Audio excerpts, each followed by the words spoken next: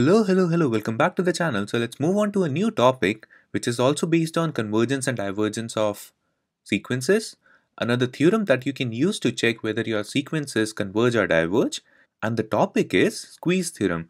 It is also known as the Sandwich Theorem, so you can call it by any name. But this theorem is a very simple theorem to check whether your sequence converges or diverges.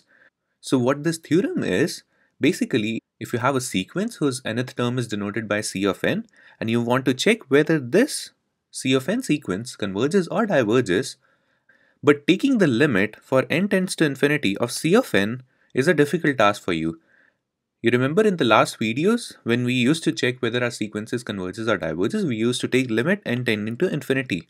And then if this expression, if limit n tending to infinity for C of n is a real expression, is a real answer, then we were concluding that the sequence is converged, right?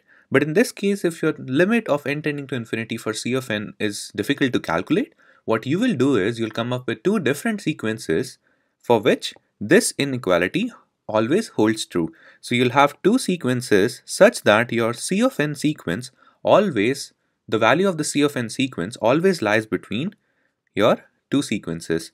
And then you'll basically calculate the limit of n tending to infinity for your two different sequences, for your a of n and b of n over here.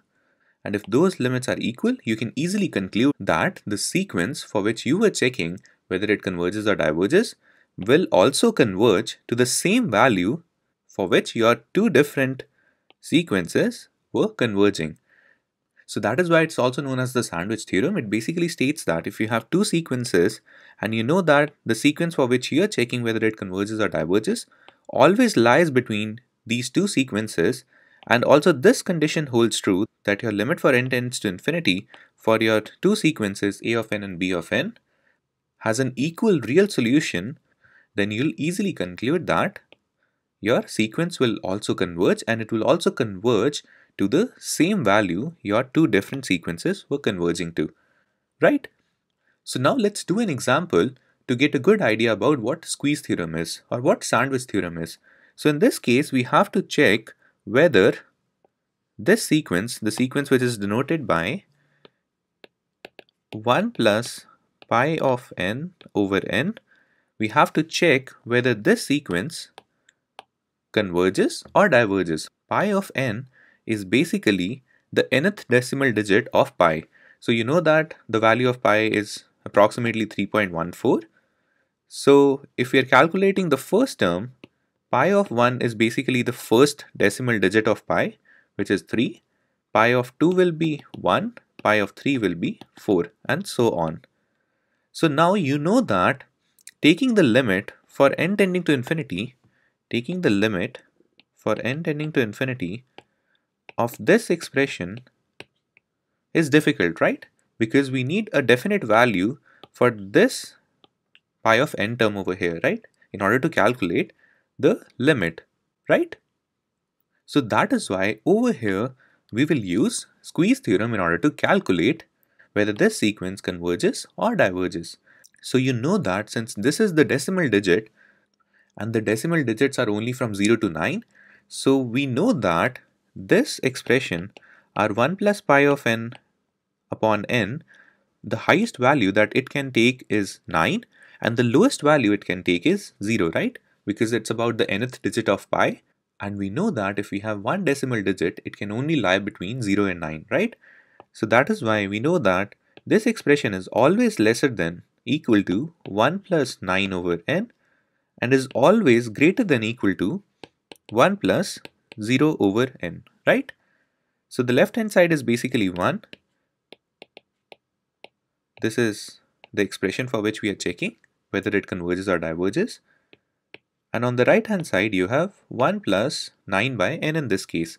And now we have to basically check the limit of n tends to infinity for a of n and b of n. In this case, our a of n is 1. So your a of n is 1. Your b of n is 1 plus 9 over n. And you can clearly notice that if we calculate limit n tends to infinity for a of n, it's basically calculating limit n tends to infinity for 1, which is 1. Similarly, if we calculate limit n tends to infinity for b of n, it is basically limit n tends to infinity for 1 plus 9 by n. And you know that if you take limit n tends to infinity for this expression over here, this expression will approach to 0, right? So this limit will also be equal to 1. And now this condition holds true. The condition for the squeeze theorem holds true, that your limit for n tends to infinity of a of n and b of n exist and they are both equal. So that is why we can easily conclude that the limit of n tends to infinity for our original expression, which is 1 plus pi of n by n, is also equal to 1. And if it's equal to a real solution, we can also conclude that this sequence converges. This sequence converges to a real value. So that is all about squeeze theorem. The main takeaway is, if you have a sequence for which you're checking whether your sequence converges or diverges, and it's harder to calculate the limit of n tends to infinity for that sequence, what you'll basically do is you'll come up with two different sequences, calculate the same limit, and check whether those two limits are equal.